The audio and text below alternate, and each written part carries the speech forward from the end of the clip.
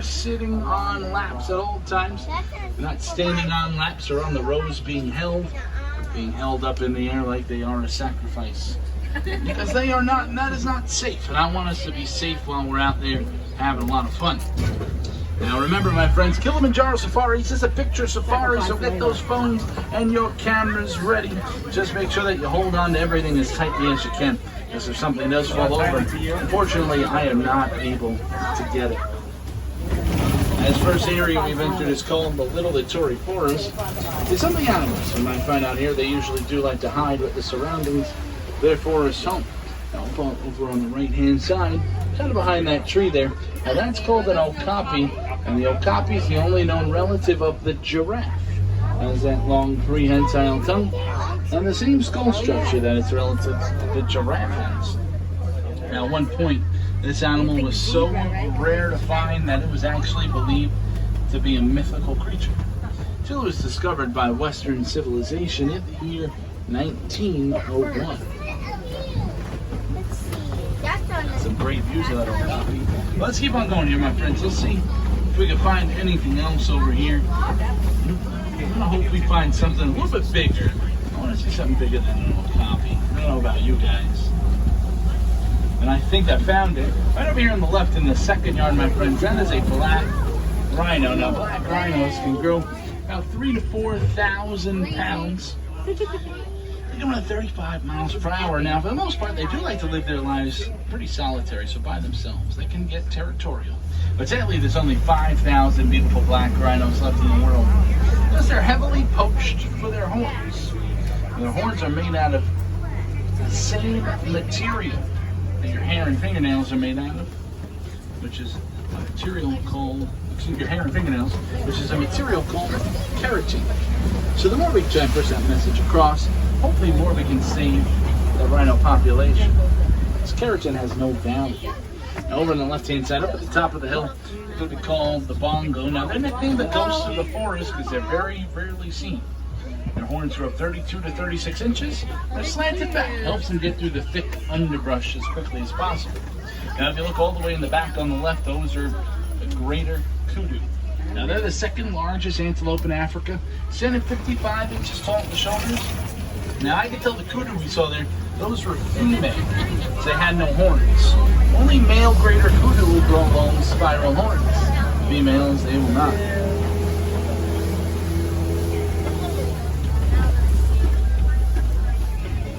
Now, my friends, we're going to keep on going here. We're made our way into the Safi River. And you know what? Look over on your right-hand side, right over these broken down trees. That is a male Nile hippopotamus. Now, hippos are one of the largest and most dangerous animals in all of Africa. They can eat up to 80 to 100 pounds of vegetation a day. And a male goes 5,500 pounds. Now, we'll see another hippo in a second. Now, the big white bird on our left-hand side, there's a couple of them, are pink-backed pelicans. And during mating season, their backs will turn a light shade of pink. Both males and females will tend to their eggs. What's really interesting about them is their wingspan. They have a wingspan that reaches 9 feet wide. That is just about as wide as this truck. Over on our left-hand side, there's another Nile hippopotamus. Now, though they live in aquatic areas, it's a common misconception that hippos can swim. Actually, they can't swim at all. They just walk along the bottom of the water. Now, that one looked like it was fast asleep under the water, like one right over there. That one's hard to see, though. But hippos, they can stay fast asleep under the water for up to 8 minutes at a time. Out of natural instinct, they'll float to the top, they'll take a breath, and then they go right back down under the water without ever having to wake up. And on the left-hand side, these are going to be Nile crocodile. A Nile crocodile can grow to be about 16 feet in length, weigh up to 500 pounds. They're known to eat half their body weight in just a single eating. Now, they are very inactive creatures, though. They only move their bodies in total 30 minutes of the whole entire day.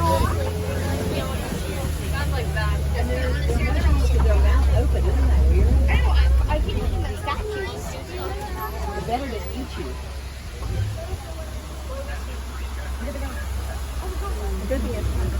Now, my friends, we have just left the Safi River, and we're going to start to make our way down to the next area on the reserve. Now this next area is going to be one of my favorites. It's going to be quite large as well.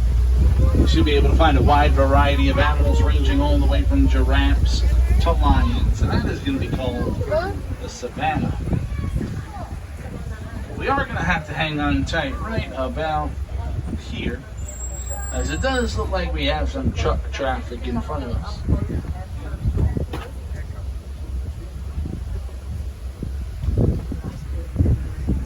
It's going to be out and about. So as we keep on going, we'll keep our eyes peeled. Let's see if we can find anything.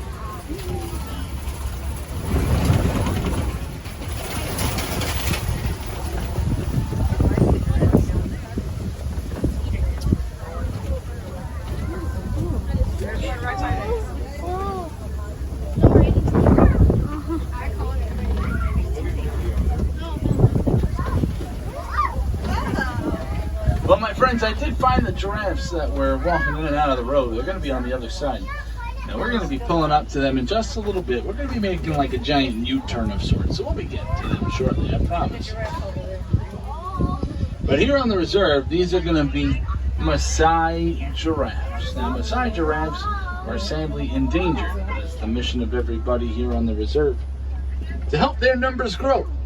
And the way that has happened is over the last little bit over a year here on the reserve, there have been 5 baby giraffes and wild dogs.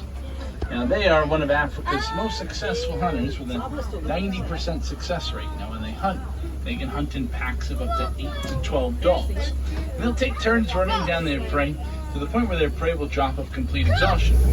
Now, though they do have the name dog in them, and they look just as cute and cuddly as the puppies you have at home, they're not related to the domestic dog that you have at home. They're actually more closely related to the fox, which is where they get that bushy tail from. And it looks like another giraffe has walked in the middle of the road. So we are stopped yet again. Well, it's really cool. You can see the African wild dogs walking around here. So I'll park it over here. Kind of take this in. Now, wild dogs are also referred as painted dogs. And they're called painted dogs because of that unique pattern that they have on their fur. Each dog has their own very unique pattern.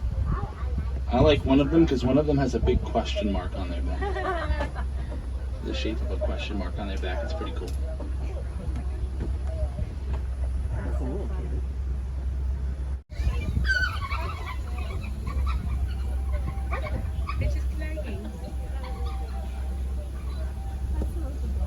That is pretty cool.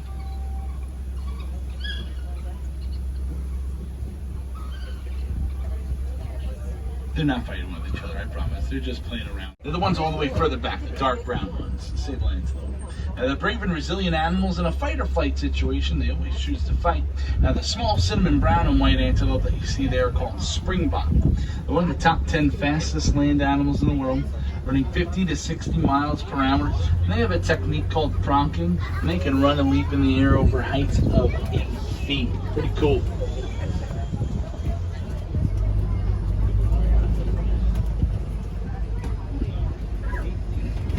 Well, thank you for your patience there, my friends. I know sometimes that stinks to get held back for a little bit, but we're going to be pulling up to these giraffes here, so we'll get a great look as well. Now, it also looks like within the giraffes there's going to be some Ankole cattle. Now, those are going to be the ones with the very long horns that you'll see. You can see a couple. You can see one sticking out there. Now, giraffes are the tallest land animal in the world. They can stand anywhere from 18 to 20 feet tall. They're known for their long prehensile tongues that help them to reach the top. Now, one really cool thing that giraffes and humans have in common is going to be the amount of vertebrae that we have in our neck, which is 7. It's just theirs happens to be a lot longer than ours. There's a baby going to cross the road right now, so we'll give this baby. Okay, doesn't want to cross the road. That's fine.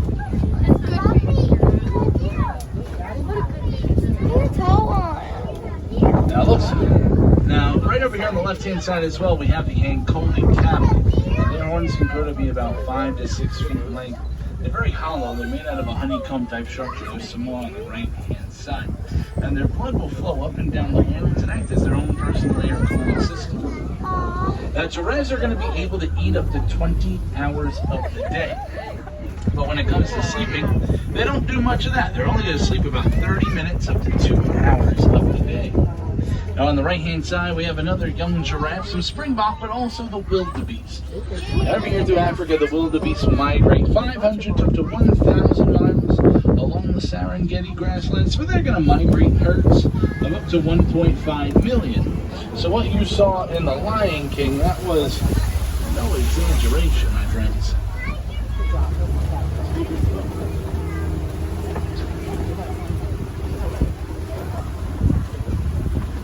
I'm looking to see if I can find anything else over here on this side before we head to the next part of the savannah. I do not see much out and about, but that's okay. So this next area we are heading to, this is going to be known as Elephant Country.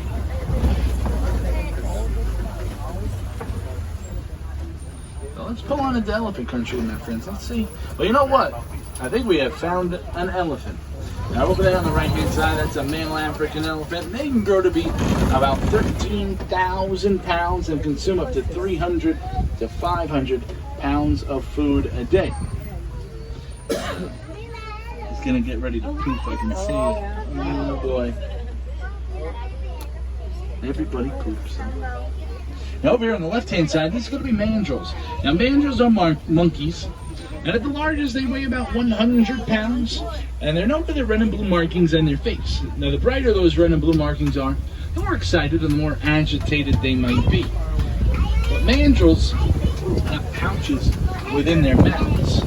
Now, those pouches are quite large. They can hold as much food as their stomach can. That is pretty interesting.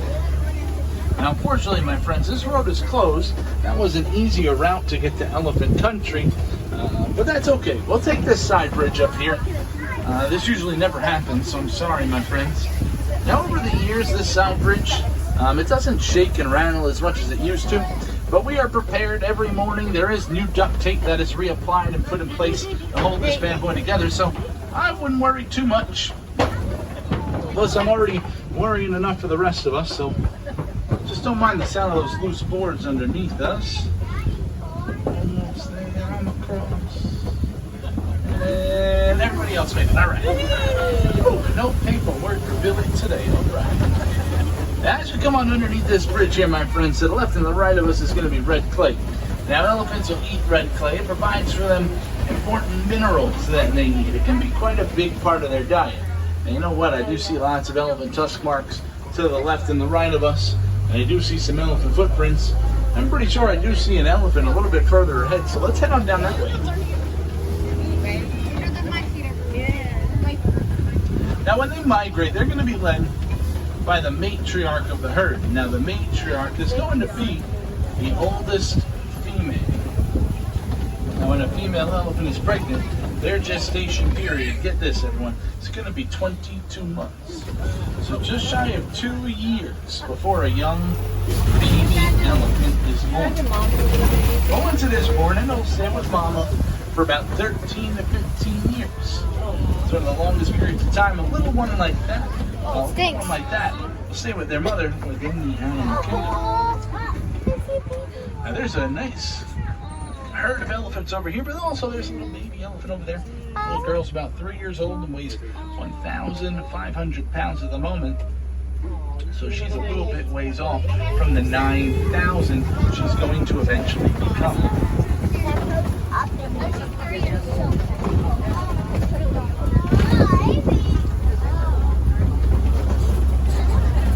Now we're going to keep on moving here, my friends. Now, as we come around this corner on the left-hand side, these are going to be greater flamingo.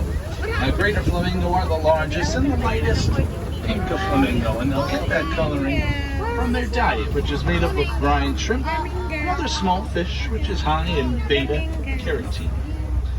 A group of flamingos, like you see here on the left, this is going to be known as a flamboyant of flamingos.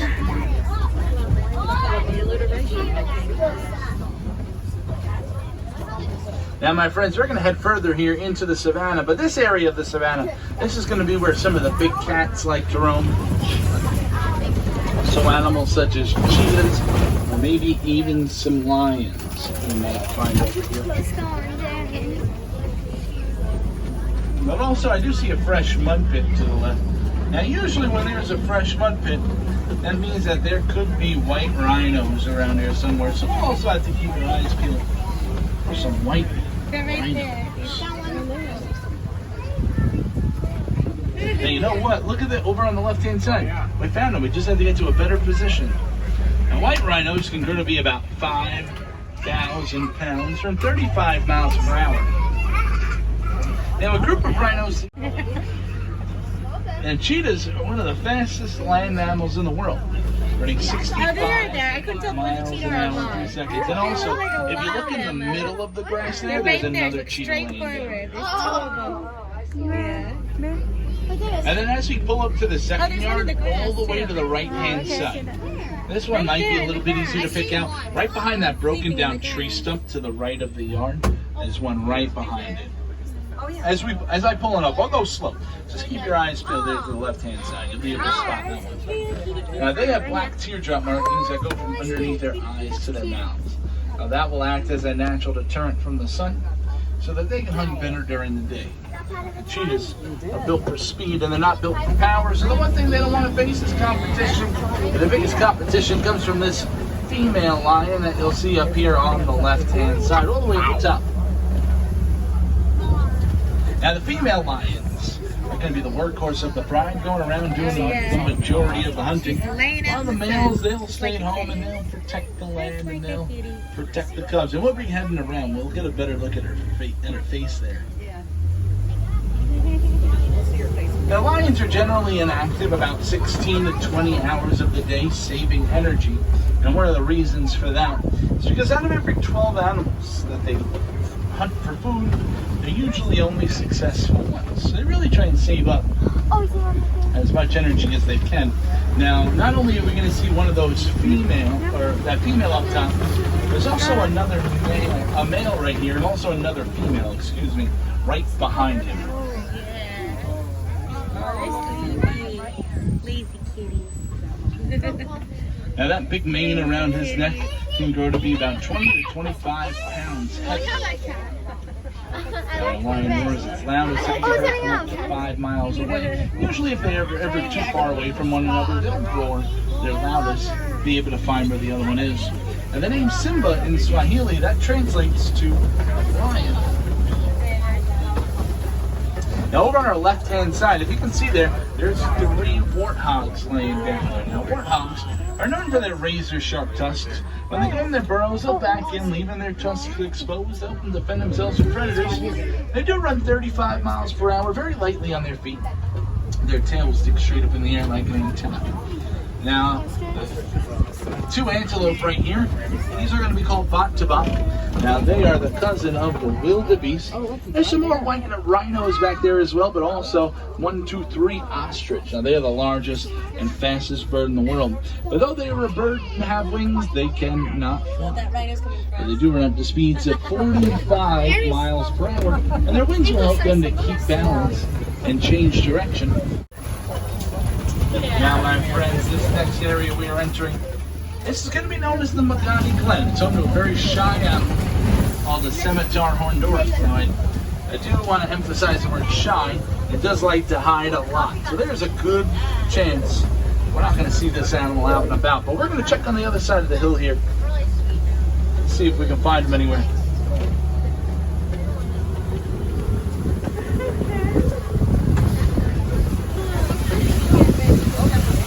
I don't see him out and about.